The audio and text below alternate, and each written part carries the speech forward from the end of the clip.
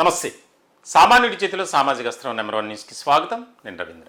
పశ్చిమ బెంగాల్లో అక్కడ తాజాగా వచ్చినటువంటి ఫలితాలు ఏ స్థాయిలో అక్కడ రాజకీయాలను టర్న్ చేశాయనేది స్పష్టంగా మనకి కనిపిస్తుంది.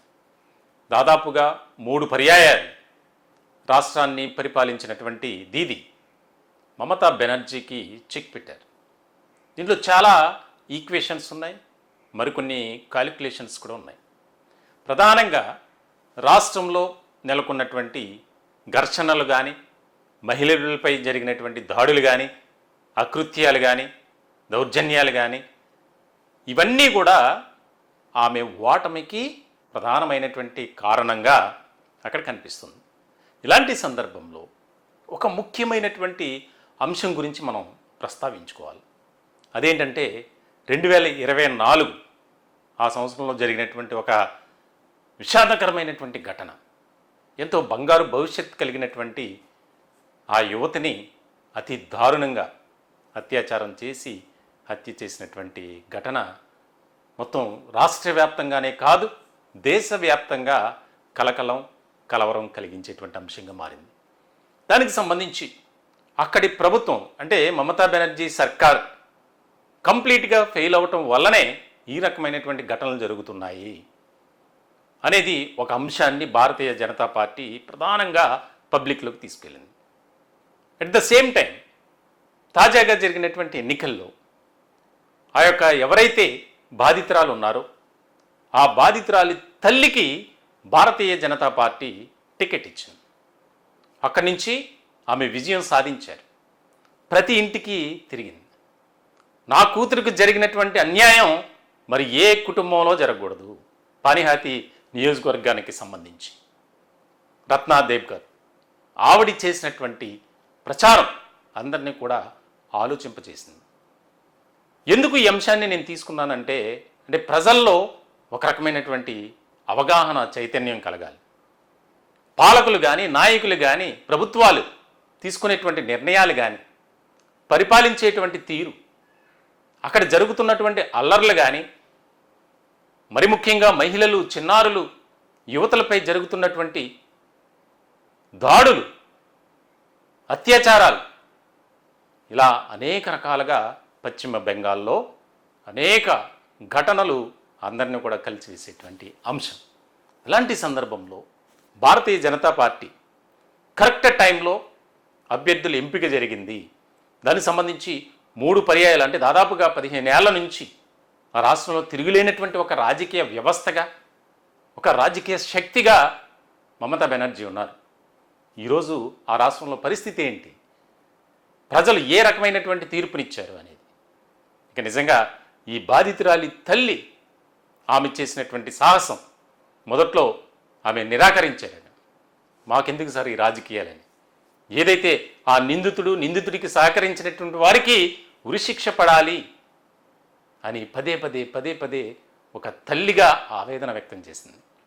ఇలాంటి సందర్భంలో అక్కడి రాష్ట్ర ప్రభుత్వం అంటే మమతా బెనర్జీ సర్కార్ పూర్తిగా నిందితులను కాపాడటంలో వారు ఎంతో సహకరించారు అనే ఆరోపణలు ఎన్నో రకాలుగా వచ్చాయి.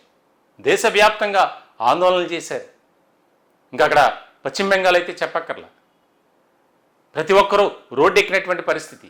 అంత ఘోరంగా, క్రూరంగా ఆమెను హత్య చేశారు, రేప్ చేసి. అందులో సంజయ్ రాయ్ అనేవాడిని ప్రధాన నిందితుడిగా చూపిస్తున్నారు. కానీ అతని వెనుక కొన్ని రాజకీయ పార్టీలకు సంబంధించినటువంటి వ్యక్తుల బంధువులు, కుమారులు, పిల్లలు ఉన్నారు.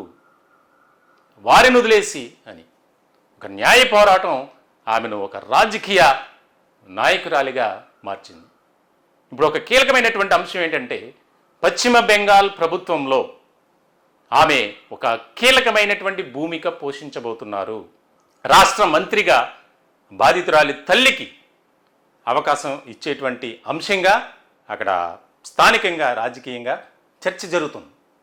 అవును, ఇవ్వాలి. ఎందుకంటే ఒక సామాజిక పరమైనటువంటి ఘటన.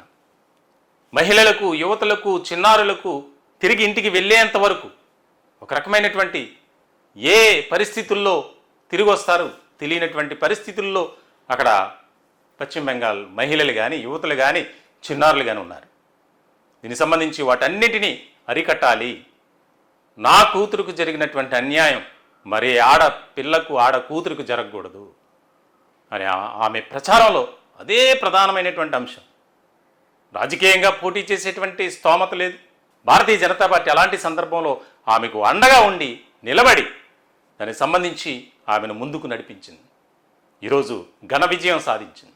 ఇలాంటి సందర్భంలో ఆమెకు మంచి డిపార్ట్మెంట్ను కూడా ఇవ్వబోతున్నారు ప్రధాని మోదీ అనేది కూడా బాగా వినిపిస్తుంది. ఇవ్వాల్సినటువంటి అవసరం కూడా చాలా ఉంది. ఎందుకనంటే దానికి సంబంధించి ఒక రకమైనటువంటి ప్రజల్లో ఆ పార్టీ పట్ల నమ్మకం, మరి ముఖ్యంగా దేశవ్యాప్తంగా ఏవైతే ఘటనలు జరుగుతున్నాయో వాటిని అరికట్టడానికి భారతీయ జనతా పార్టీ మరింతగా కృషి చేస్తుంది అనేది ప్రజల్లో ఒక రకమైనటువంటి ఆలోచన విధానాన్ని తీసుకువెళ్ళే విధంగా ఆ అంశాన్నే, ఆ ఘటననే మిగిలిన రాష్ట్రాలకు సంబంధించి రాజకీయంగా వాడుకోవడానికి కూడా భారతీయ జనతా పార్టీ సిద్ధంగా ఉంది. మరి ఇలాంటి సందర్భంలో నిజంగా ఆ తల్లికు సామాన్యుడి చేతిలో సామాజిక అస్త్రం నెంబర్ 1 న్యూస్ తరపున కూడా ప్రత్యేకమైనటువంటి ధన్యవాదాలు, శుభాకాంక్షలు కూడా తెలియజేస్తున్నాం. ఆమె చేసినటువంటి న్యాయ పోరాటం అంతా ఇంత కాదు. ప్రతిరోజు రోడ్డెక్కి నా కూతురికి అన్యాయం జరిగింది, మాకు న్యాయం చేయండి అంటూ తిరిగినటువంటి ఆఫీసులు లేరు, అధికారులు లేరు, నాయకులు లేరు. ఎవరు కూడా ఆమె బాధను కానీ వేదనను కానీ పట్టించుకున్నటువంటి నాదుడే లేరు.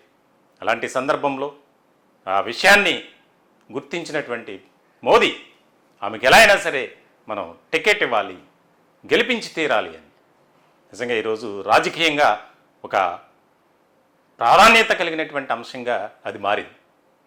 మరి ఆమెకు రాష్ట్ర మంత్రిగా అవకాశం కల్పిస్తే ఎంతోమందికి న్యాయం జరుగుతుంది అనే వాదన కూడా ఎక్కువగా వినిపిస్తుంది.